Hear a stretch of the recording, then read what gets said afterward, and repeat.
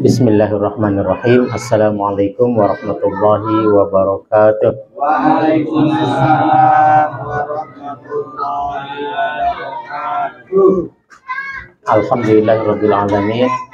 Wassalatu wassalamu ala asyrafil anbiya'i wal mursalin sayyidina wa maulana Muhammadin sallallahu alaihi wasallam wa ala alihi wa ashabihi wa man sara ala nahji ila yaumiddin. Amma ba'd. Rabbi zidni ilman, Allahumma anfa'ni bima 'allamtani wa 'allimni ma yanfa'uni warzuqni ilman yanfa'uni. Para ikhwan dan akhwat Riyasa 5 yang dirahmati Allah Subhanahu wa taala. Alhamdulillah pada kesempatan yang berbahagia ini saya bisa bersilaturahim kembali sama para ikhwan di Riyasa 5 dalam rangka selain bersilaturahmi menuntut ilmu. Sekarang pukul 20:30 ya. Baik, bismillahirrahmanirrahim. An Ibnu Abbas radhiyallahu anhum qala kuntu khalfan nabiy sallallahu alaihi wasallam yawman faqala ya ghulam ihfazillaha yahfazka ihfazillaha tajidhu tujahaka wa idza sa'alta fas'alillah wa idza ista'anta fasta'in billah. Rawahu Tirmidzi wa qala hasanun sahih. Saya yakin hadis ini sering kita dengar dan tidak asing lagi di telinga kita masing-masing. Pada kesempatan kali ini diulang kembali pembahasan tentang hadis ini. Wa an Ibnu Abbasin, dari Ibnu Abbas radhiyallahu anhu, semoga Allah meridainya. Qala, beliau berkata, kuntu khalfan nabi sallallahu alaihi wasallam, aku berada di belakang Nabi sallallahu alaihi wasallam, dalam arti bonceng oleh beliau, yauman, pada suatu hari. Faqala, kemudian beliau bersabda, ya ghulam, wahai anak kecil, ihfazillaha, jagalah Allah, yahfazka, niscaya Allah akan menjagamu. Ihfazillaha, jagalah Allah, tajidhu tujahaka, niscaya engkau akan mendapatinya di depan wajah. Wa idza sa'alta, apabila engkau minta, fas'alillah, maka mintalah kepada Allah. Wa idza sta'anta, apabila engkau meminta bantuan, fasta'in billah, minta bantuanlah kepada Allah. Rawahu Tirmidzi, hadis ini diriwayatkan oleh Imam At-Tirmidzi. Wa qala, dan beliau berkata, hasanun sahih, hadis ini derajatnya adalah hasan sahih. Imam At-Tirmidzi, beliau selalu mengomentari hadis yang diriwayatkan oleh beliau dengan hadis hasan sahih. Kedudukannya hasan sahih. Dan hadis hasan sahih bisa dipertanggungjawabkan. Para ikhwan dan akhwat rahimakumullah, wa an Ibnu Abbasin, hadis ini dari Ibnu Abbas. Kita tahu bahwa Ibnu Abbas merupakan sesepupu dari Rasulullah Shallallahu Alaihi Wasallam. Abbas itu adalah paman Nabi Muhammad Shallallahu Alaihi Wasallam. Nah, Abbas ini punya putra namanya Abdullah. Abdullah ibnu Abbas, dan sering dipanggil dengan Ibnu Abbas. An Ibnu Abbasin, yang dimaksud adalah Abdullah bin Abbas, sepupunya Rasulullah Sallallahu Alaihi Wasallam. Dan Ibnu Abbas adalah sahabat Rasulullah SAW yang merupakan deretan sahabat yang masih belia, masih anak-anak di kala Rasulullah SAW hidup. Ya. Jadi Ibnu Abbas, ada Abdullah bin Abbas, ada Abdullah bin Umar, ada Abdullah bin Amr bin As.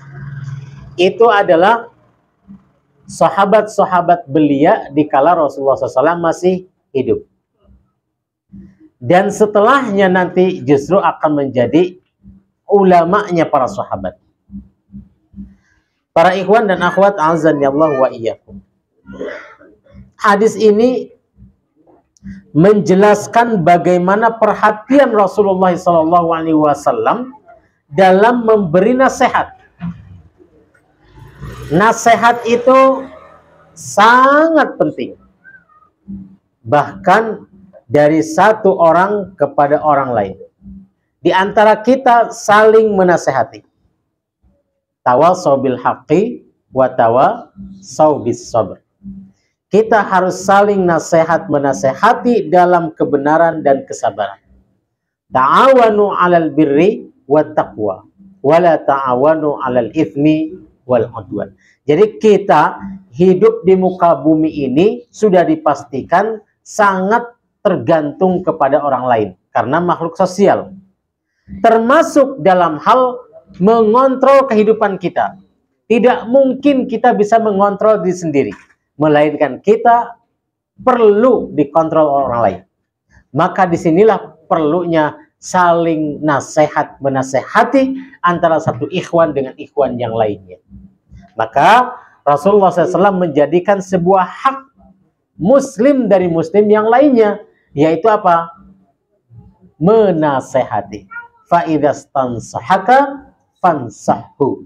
Apabila ada seseorang di antara kita yang meminta nasihat kepada kita, maka perlu kita memberi nasihat. Sehabis asar tadi, sehabis asar, habis zuhur ya. Habis zuhur ya, saya lagi ngantuk-ngantuknya, lagi nikmat itu ngantuk itu, ya Allah. Ada yang nyolek saya. Pas dilihat, astagfirullahaladzim, Ustaz Firman. Kalau ada Ustaz Firman nyolek saya itu mesti ada sesuatunya itu. Tapi saya teringat, fa idzastansahaka fansahhu. Ya. Karena saya diminta untuk memberi nasihat, ya, itu bagian daripada hak, ya, orang yang meminta nasihat. Nah, terutama kepada anak-anak. Kepada anak-anak ini kita harus sering memberi nasihat. Anak-anak itu tumbuh berkembang sesuai dengan kondisinya, sesuai dengan lingkungannya.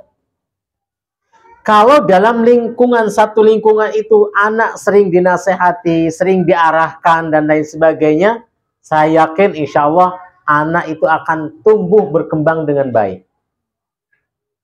Para ikhwan dan akhwat sekalian, kalau kita ada di dalam pembahasan psikologi pendidikan,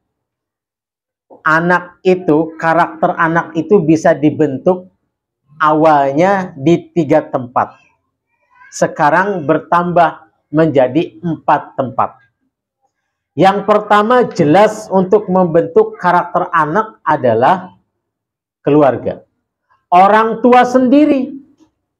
Jadi kita ini bapak-bapak, ibu-ibu yang dirahmati Allah Subhanahu wa taala yang mempunyai anak, bentuklah karakter anak sedini mungkin di rumah tangga kita.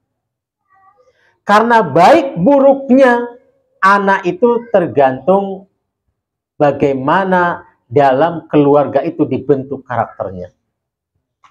Kalau di dalam keluarga karakter anak sudah dibentuk sebaik mungkin, biasanya di luar sana dia akan aman. Meskipun nanti akan ada pengaruh yang kedua, yang ketiga, bahkan yang keempat. Namun benteng utama sebetulnya untuk membentuk karakter anak adalah keluarga.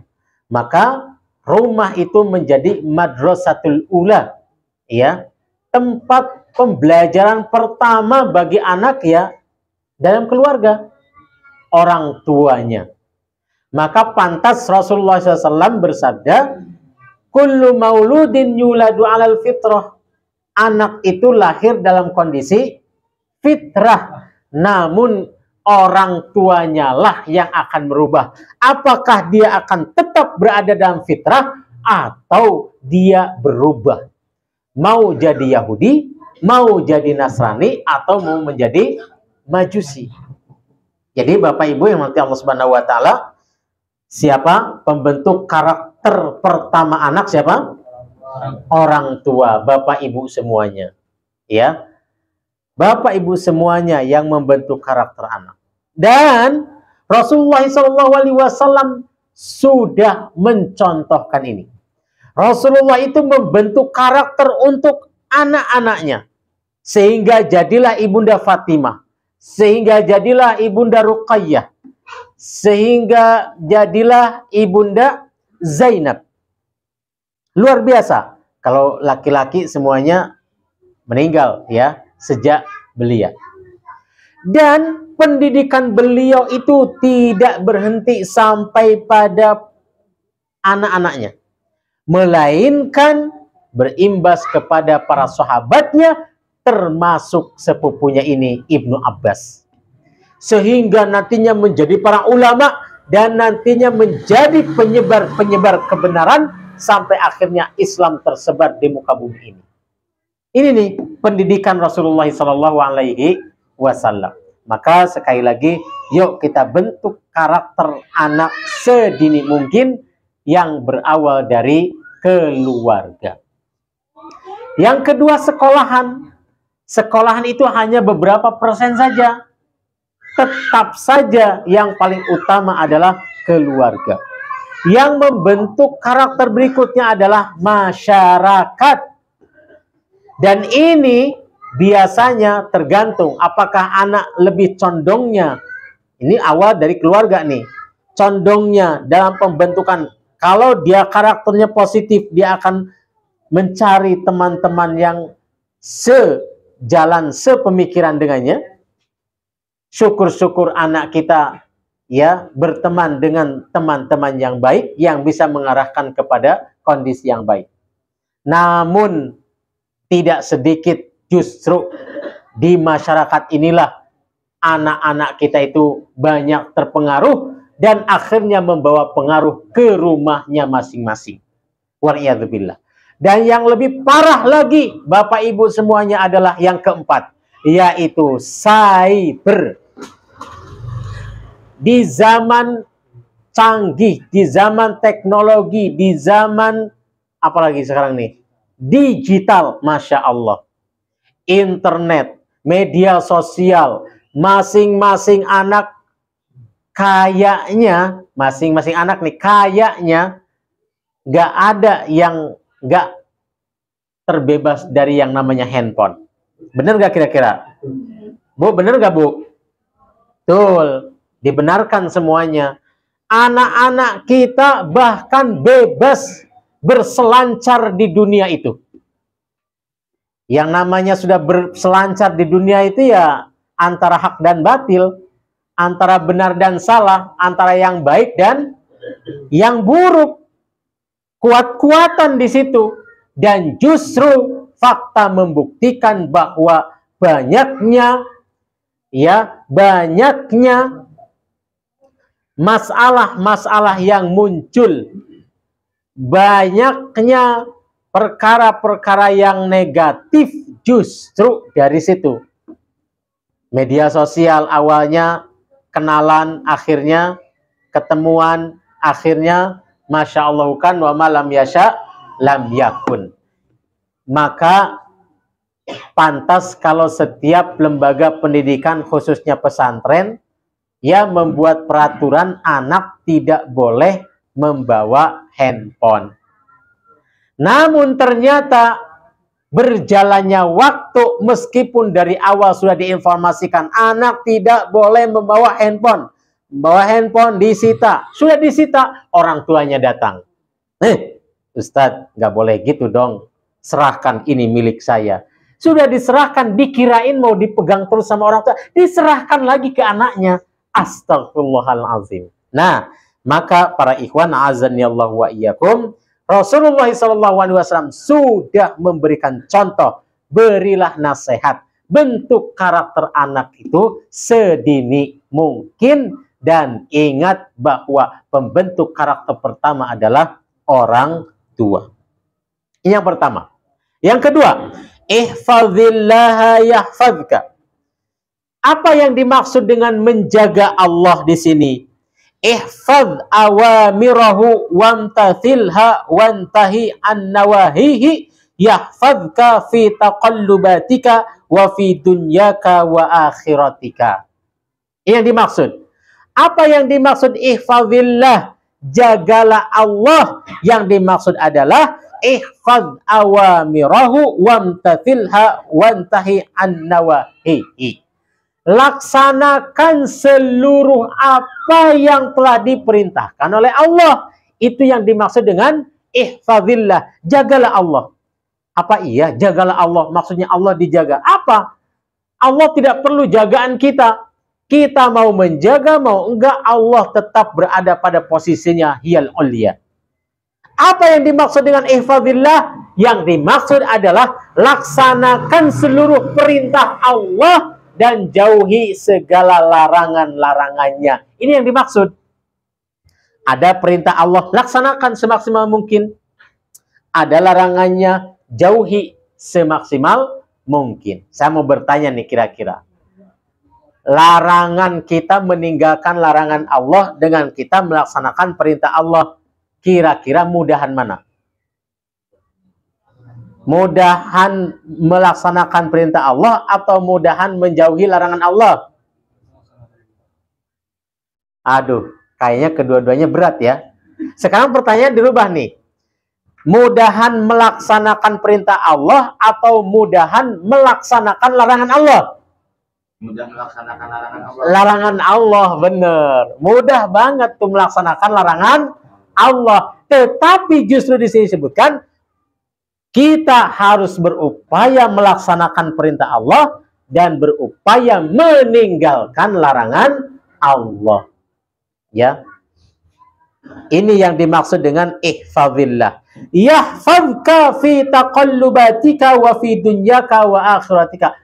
Maka niscaya kalau kita sudah melaksanakan segala apa yang diperintahkan oleh Allah, sudah menjauhi segala apa yang dilarang oleh Allah, kata di sini disebutkan, maka niscaya kita akan dijaga oleh Allah. Dijaga dari apa? Fi dunyaka wa akhiratika, dalam urusan dunia dan urusan akhirat. Ini akan dijaga oleh Allah Subhanahu wa ta'ala. Kenapa? Para ikhwan semuanya, karena al-jaza'u min jinsil amal. Pahala itu sesuai dengan amal perbuatan. Kalau kita mau menjaga Allah, pasti Allah akan menjaga kita. Menjaganya dalam urusan dunia dan urusan akhirat. Nah, para ikhwan yang dirahmati Allah Subhanahu wa ta'ala. Yang pertama, Allah Subhanahu wa ta'ala akan menjaga kita semuanya dalam urusan dunia kita. Sehat. Kita yang punya istri kita dijaga. Yang punya anak kita dijaga. Yang punya harta kita dijaga. Allah Subhanahu wa ta'ala, ketika kita menjaga Allah, pasti kita akan dijaga oleh Allah Subhanahu wa ta'ala. Dalam urusan dunia misalkan, sehat. Siapa yang mau sakit? Sehat kita kalau kita terus beribadah kepada Allah. Istri kita, siapa yang bisa memastikan istri kita terbebas dari perbuatan maksiat? Siapa? Tidak ada kan? Anak-anak kita, siapa yang bisa memastikan anak-anak kita terbebas dari gangguan-gangguan yang nggak benar? Bisa jadi di rumah, mungkin kita bisa mengontrol, ya kan? Dengan sikap dan metode yang kita berikan, yang kita buat. Tapi siapa yang menjamin kalau anak sudah keluar dari rumah, terbebas dari mara bahaya? Nggak ada yang bisa memastikan. Siapa yang bisa memastikan harta-harta kita bisa berada di jalur yang benar? Nggak ada.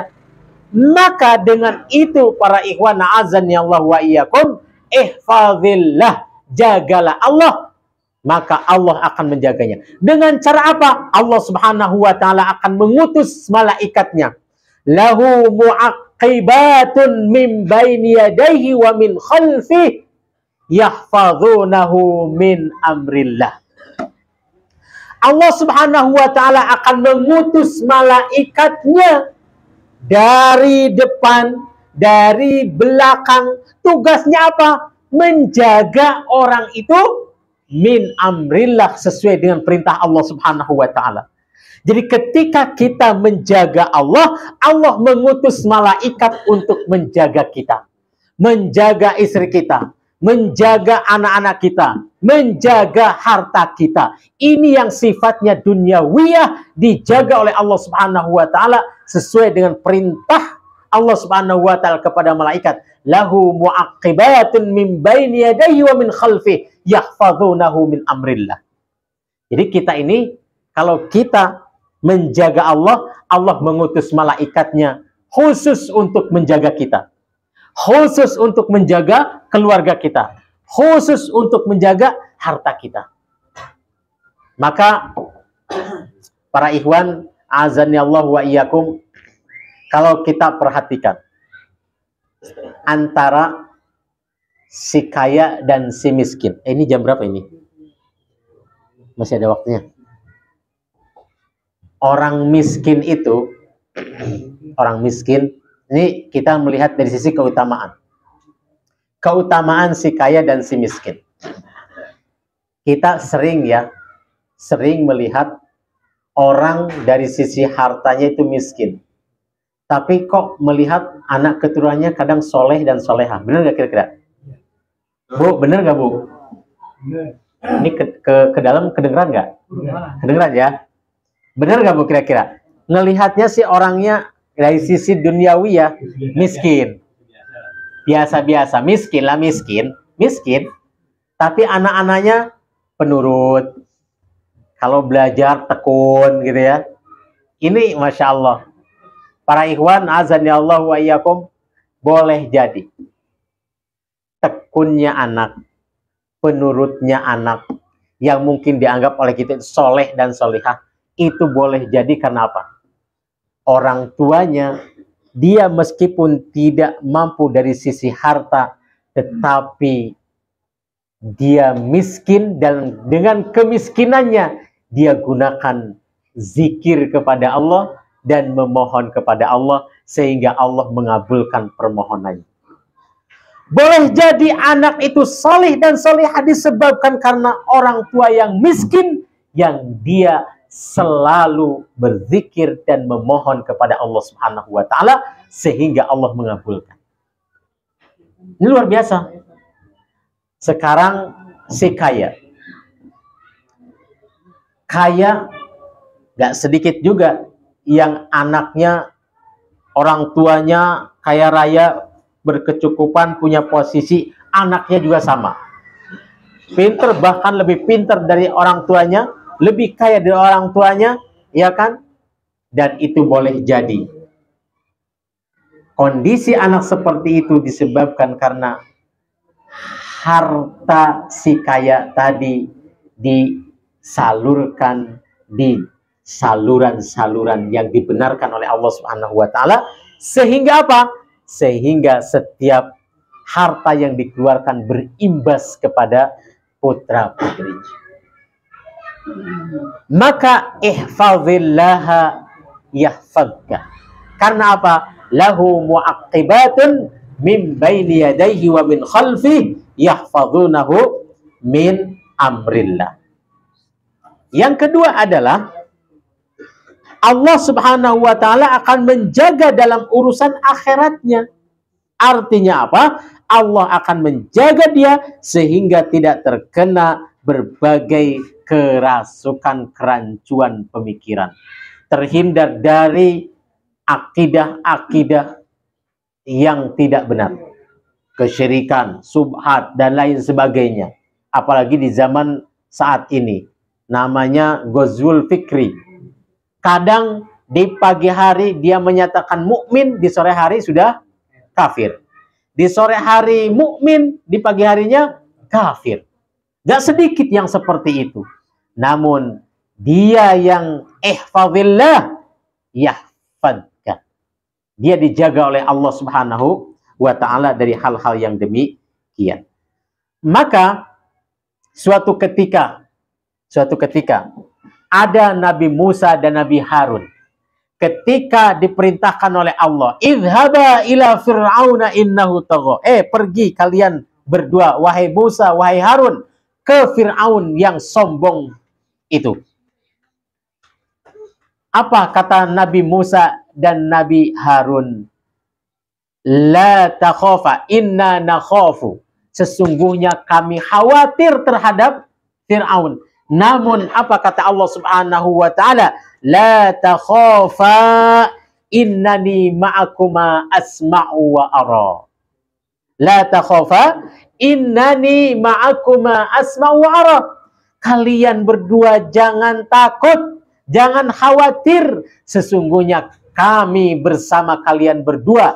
Asma'u, saya mendengar, wa ara, dan saya melihat. Kenapa Allah Subhanahu wa ta'ala menyatakan langsung seperti itu? Karena keduanya Nabi Musa dan Nabi Harun ihfazillah, menjaga Allah Subhanahu wa ta'ala, yang akhirnya Allah pun juga menyatakan innani ma'akuma asma'u wa ara. Para ikhwan azani Allah wa iyyakum, yuk kita sama-sama berupaya untuk menjaga Allah Subhanahu wa ta'ala, dalam arti melaksanakan seluruh apa yang diperintahkan oleh Allah Subhanahu wa ta'ala dan menjauhi segala larangan-larangan Allah Subhanahu wa ta'ala. Maka pasti Allah Subhanahu wa ta'ala akan menjaga kita. Kemudian kalimat yang selanjutnya, wa idza sa'alta fas'alillah wa idza sta'anta fasta'in billah. Ini jelas bahwa tidak ada tempat untuk memohon, tidak ada tempat untuk berlindung dan meminta pertolongan kecuali hanya Allah Subhanahu wa ta'ala. Kalau kita ketika pembahasan Allahus Samad, Allah Maha Tempat Bergantung, para ahli tafsir menafsirkan kurang lebih ada 3 macam. Dari sisi kita meminta, perbedaan meminta kepada Allah dan meminta kepada makhluk. Yang pertama dari sisi banyaknya, ini sudah pernah kami sampaikan. Kita meminta, kita lagi butuh uang 100.000. Tiba-tiba saya ingin meminta kepada Mas Anton. Saya punya hutang 10.000 harus dibayar hari ini juga dan saat ini juga, yang pada saat itu jam 1 malam. Saya mau minta kepada Mas Anton, ini gimana nih? Lagi jam 1, kira-kira lagi ngapain? Istirahat. Mas Anton baru datang. Ya Allah, capeknya minta ampun, ngantuknya. Itu baru tidur, saya ngetok pintu. Tok, tok, tok. Assalamualaikum. Kira-kira perasaan Mas Anton gimana itu ya? Masya Allah. Semakin di waktu, di mana waktu itu tidak lazimnya manusia untuk beraktivitas, melainkan untuk istirahat, maka di saat itu semakin sulit kita untuk mendapatkan apa yang kita inginkan. Tapi ketika kita meminta kepada Allah, semakin sunyi, semakin cepat terkabulkan. Beda dengan manusia. Maka wa idza sa'alta fas'alillah wa idza sta'anta fasta'in billah. Kita harus mencontoh Nabi Yuna Ibrahim. Para nabi, para rasul itu punya cerita, salah satu saja, Nabi Yuna Ibrahim. Ketika beliau hendak dilemparkan dengan manjani ke dalam api, malaikat datang, wahai Nabi Ibrahim, minta bantuan kepada saya, silahkan. Semoga Allah ridho. Akan saya angkat itu 2 gunung yang mengapit tempat itu. Aku angkat, aku lemparkan kepada mereka orang-orang yang zalim itu. Apa kata Nabi Yuna Ibrahim alaihissalam? Saya saat ini tidak memerlukan bantuan siapapun termasuk Anda, kecuali hanya memohon pertolongan Allah Subhanahu wa taala. Sehingga beliau berucap, hasbiyallah wa ni'mal wakil, ni'mal maula wa ni'man nasir. Terus beliau ucapkan hasbi Allah wa ni'mal wakil. Cukup bagi hamba ini Allah Subhanahu wa taala yang mohon, wa ni'mal wakil, dan itulah senikmat-nikmatnya pertolongan. Ni'mal maula wa ni'man nasir. Hasbi Allah wa ni'mal wakil. Benar, ketika dilemparkan justru pertolongan Allah jauh lebih cepat. Ketika Nabi Ibrahim mau sampai ke api, Allah Subhanahu wa ta'ala berfirman, ya narukuni bardan wa salaman ala Ibrahim. Akhirnya api pun juga dingin dan memberikan keselamatan kepada Nabi Yuna Ibrahim alaihissalam. Akhirnya wa idza sa'alta fas'alillah wa idza sta'anta fasta'in billah. Itulah maksud daripada hadis ini yang jelas, ihfazillah yahfazka. Mudah-mudahan kita dijaga oleh Allah Subhanahu wa taala dan tidak ada tempat bagi kita untuk meminta dan memohon pertolongan kecuali hanya kepada Allah Subhanahu wa taala. Subhanakallahumma bihamdik, asyhadu an la ilaha illa anta, astaghfiruka wa atubu ilaik. Assalamualaikum warahmatullahi wabarakatuh. Waalaikumsalam warahmatullahi wabarakatuh.